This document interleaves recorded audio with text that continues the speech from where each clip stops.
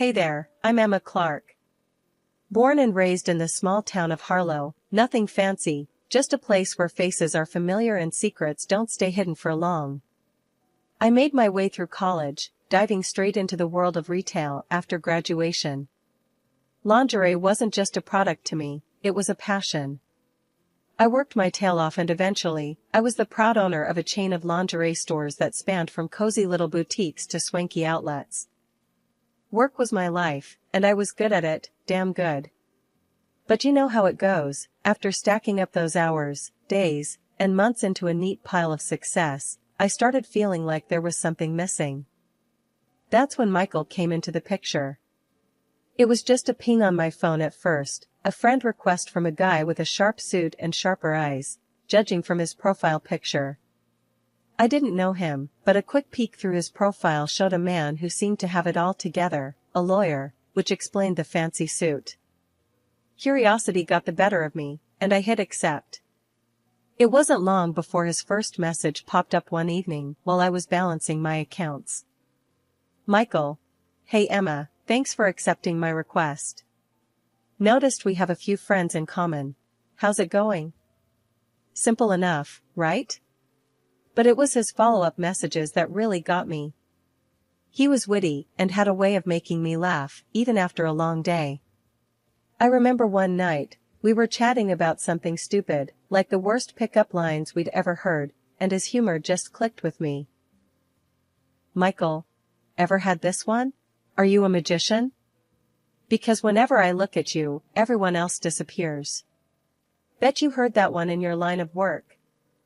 Emma, oh, for sure, top of the cringe chart. My comeback? Are you a photographer? Because I really want to lead this shoot. He laughed, or at least, he typed out a laugh. Hard to tell, but it felt genuine. After a few weeks of chatting, he suggested meeting up in person. Just a casual coffee, to put a real face to the text, he said. It sounded good to me. The first time we met, it was at this little dive that I loved, because they didn't skimp on the caffeine. He was already there when I walked in, scanning a newspaper. He looked up, and that sharp-eyed, professional profile picture did him no justice. He was better in the flesh. Emma? Wow, you actually look like your pictures. That's a rarity in this city. Well, thanks. I think you're not so bad yourself, despite the lawyer vibe. He laughed, and that icebreaker just melted away any awkwardness. We talked for hours. It wasn't just fluff either. Michael had depth. He asked about my business, my dreams, and listened, really listened, to what I had to say. The thing about Michael is, he never did anything by halves. When we'd been seeing each other for a year, he decided it was time to take things to the next level. I was closing up shop one chilly evening when he showed up unannounced, his breath misting in the cold air as he held out a small, velvet box. Emma, I've been thinking, he started, and boy, did he look nervous. We've been doing great, you and me. I think it's time we thought about making this a permanent deal. I froze, the keys to the store still in my hand. Michael, are you saying what I think you're saying? He cracked a smile, that charming, lopsided grin that always made my heart skip. Yeah, I am. Marry me, Emma.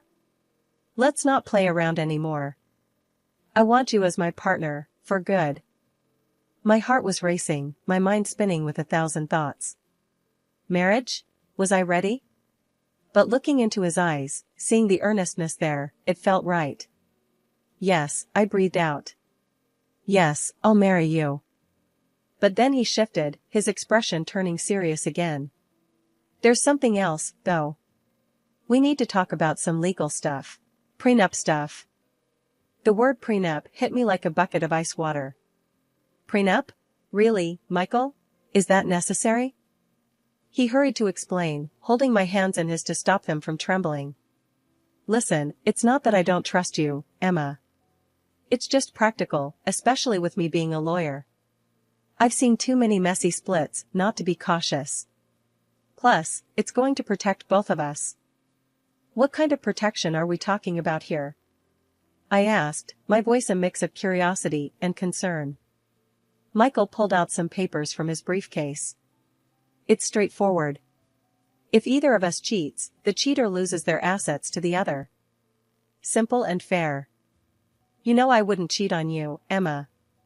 This is just a safety net. I took a deep breath, trying to process it all.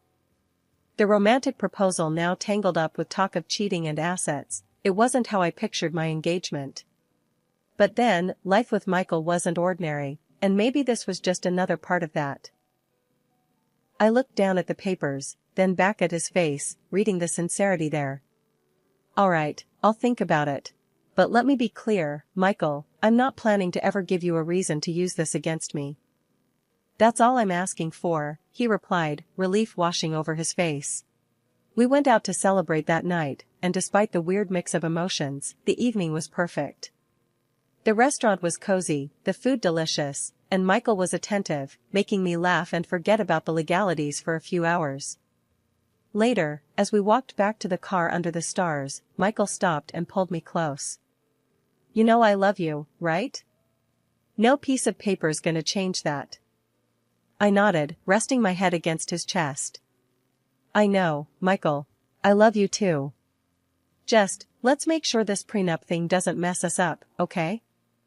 He kissed the top of my head. It won't. Promise. And that was it. I signed the prenup a few days later, after reading it over with my own lawyer, just to be sure. It felt weird, signing a document that talked about the end of a marriage when ours hadn't even begun.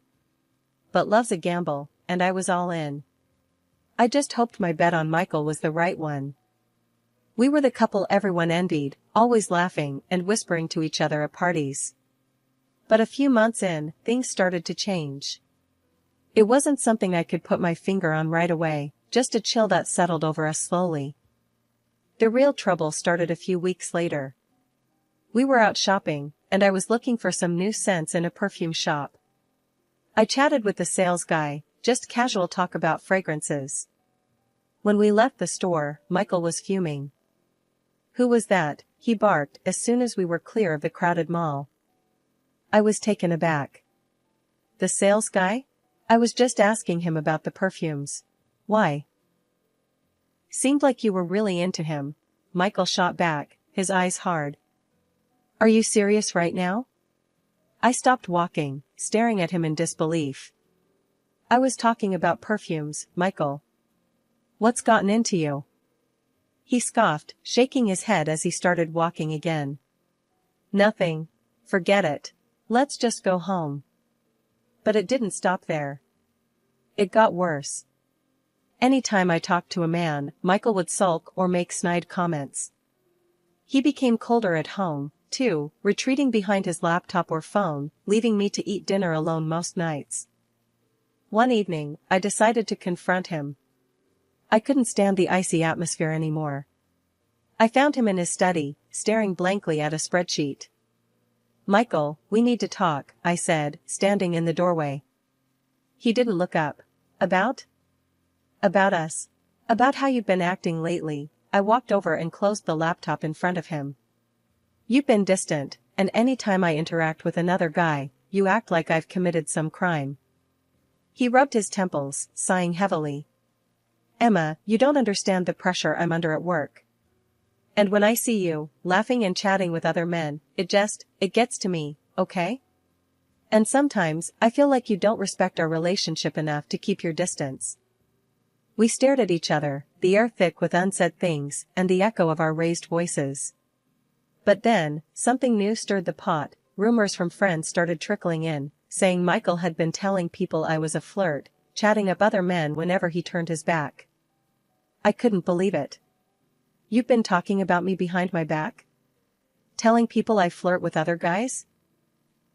Look, Emma, it's not like that. I might have said something here or there, but it's only because I see how they look at you, how you.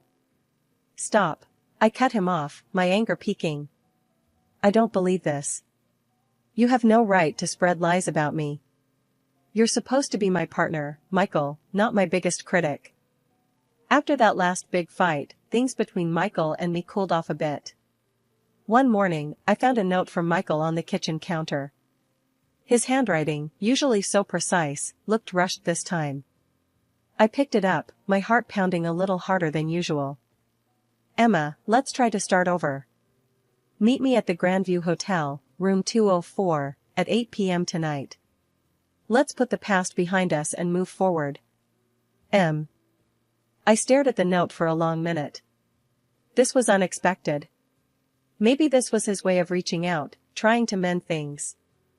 I decided to go, hope fluttering in my chest like a fragile bird. The day dragged by. Work was a blur. I couldn't focus on the customer orders or the inventory. My mind kept drifting back to the note, to what the evening might bring. Could we really start over? By the time I shut the shop and headed to the hotel, I was a bundle of nerves. When I arrived at the Grandview, my palms were sweaty. I checked my reflection in the car mirror, fixed my hair, dabbed on a bit of lipstick. Not too much. I didn't want to look like I was trying too hard. Room 204 was on the second floor. The hallway was quiet, just the soft hum of the air conditioning. I knocked. No answer. I knocked again, then, with a hesitant hand, turned the doorknob. It was open. The room was dimly lit by a bedside lamp, casting long shadows across the bed. There was an open bottle of wine on the table, 2 glasses beside it, and a small plate of fruit slices. But no Michael. Michael? I called out, stepping inside, letting the door click shut behind me. Are you here? Silence. Just the soft whir of the air conditioner. I thought about leaving, but then I decided to wait.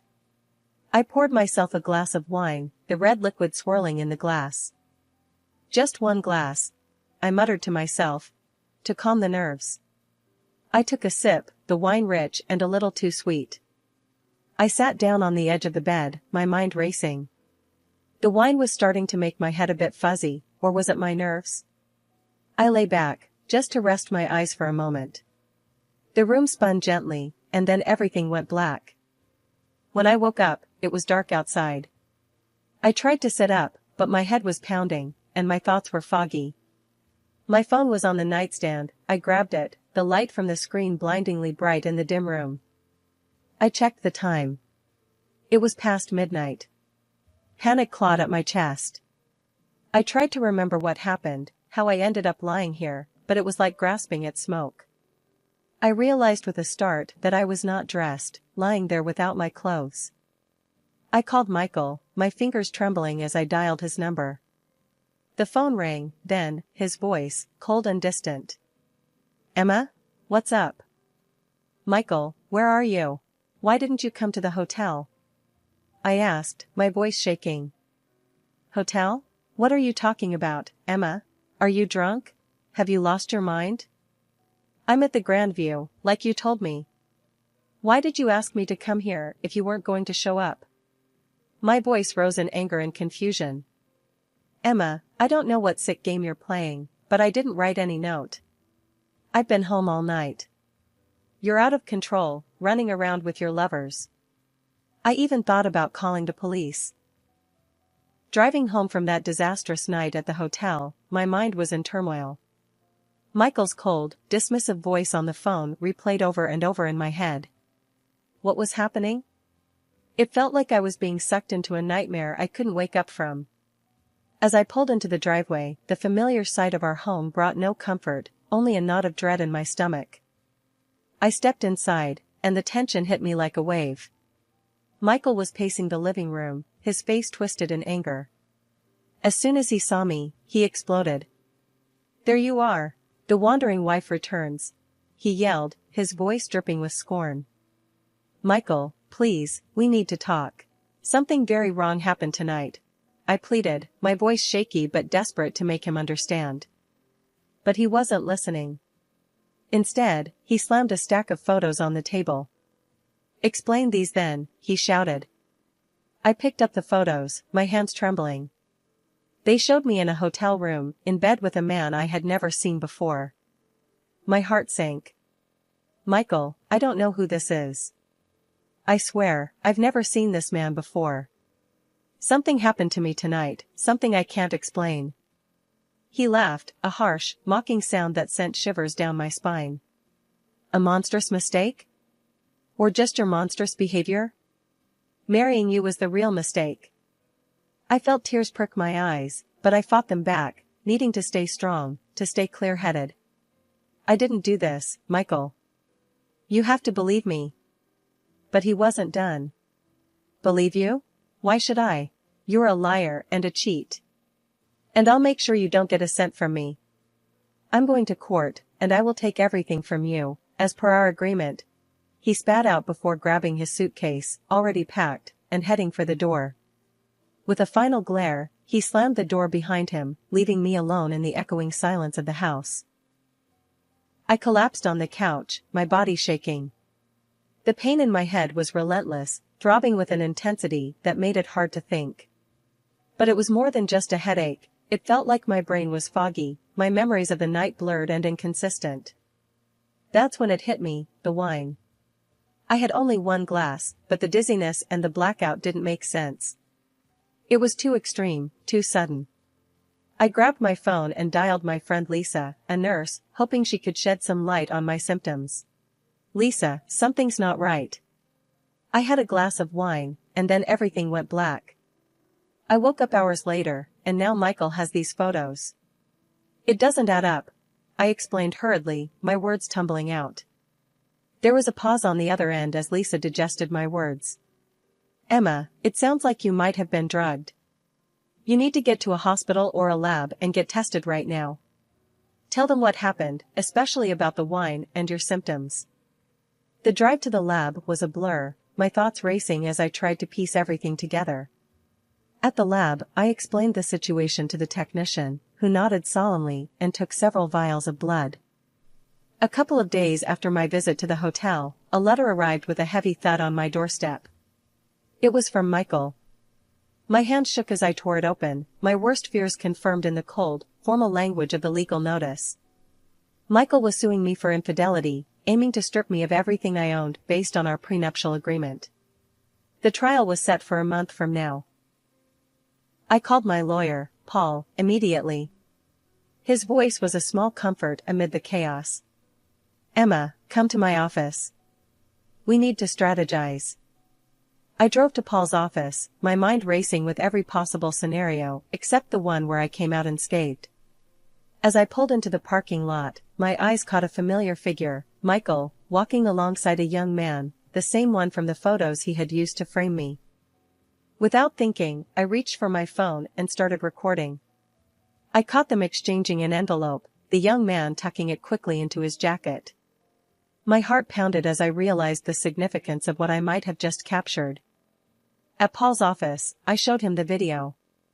His eyebrows shot up as he watched the exchange. This is good, Emma. It's very suspicious.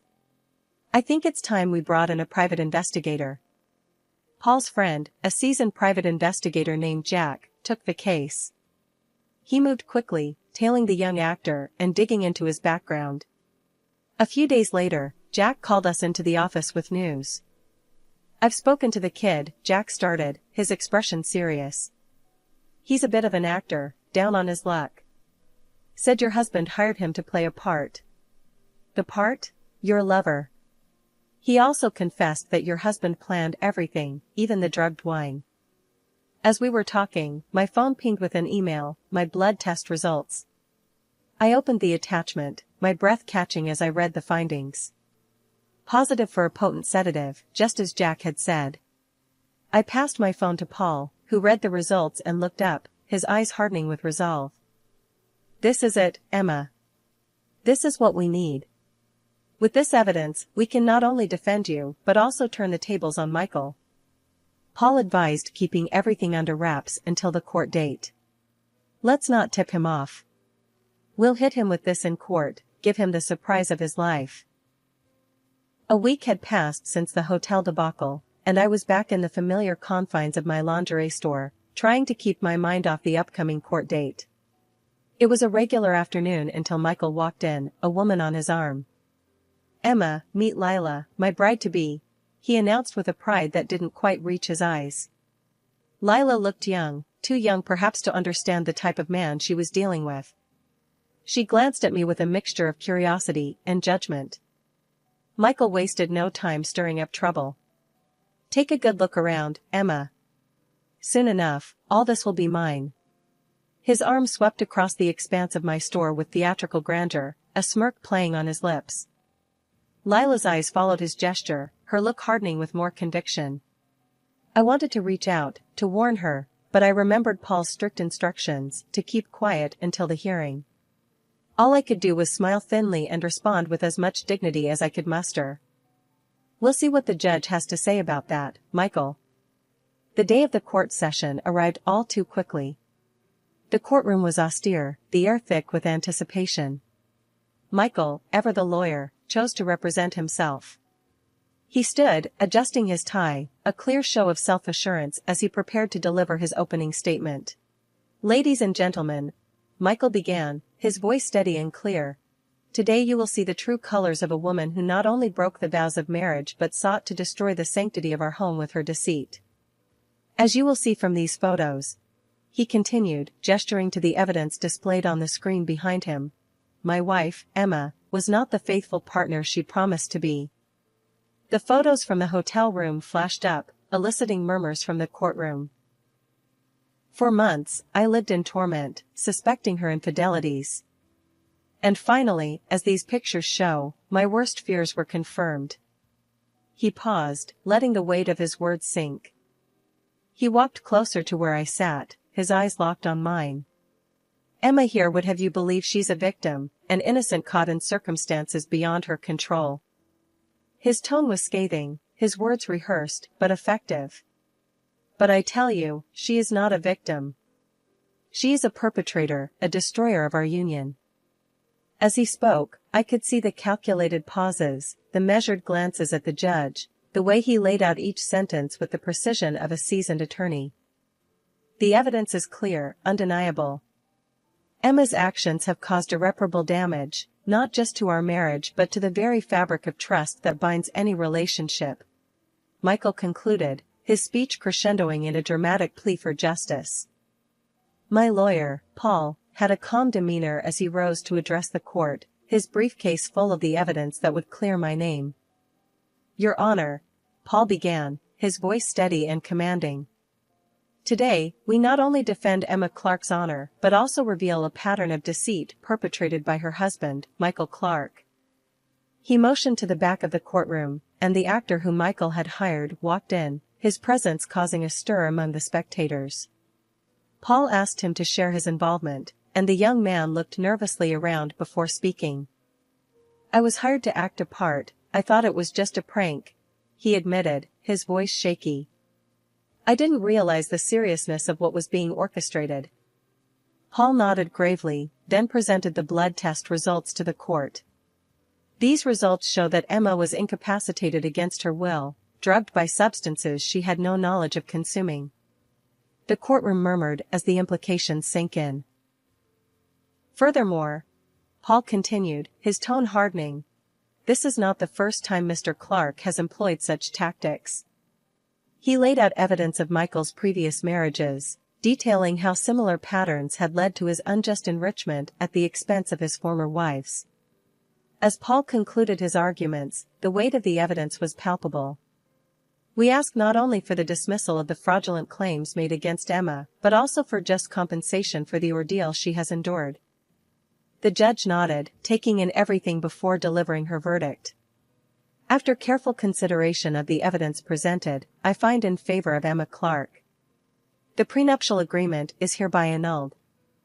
Relief washed over me, tears pricking my eyes, not just from the victory but from the vindication. "Furthermore," the judge added, "the court awards Mrs. Clark damages in the amount of $400,000. Michael's face was ashen, his future crumbled before him. His fiancée, present in the courtroom, hurried out, only to return briefly to whisper a thank you to me for exposing the truth before leaving him for good. The news of the trial spread like wildfire, the details sensational enough to hit the headlines. Michael's professional reputation was irrevocably damaged, he was stripped of his license to practice law. The revelation prompted his ex-wives to file lawsuits against him, uncovering a trail of deceit that left him financially and socially bankrupt. As I closed up shop one evening, the glow of the sunset casting long shadows on the floor, I reflected on the journey.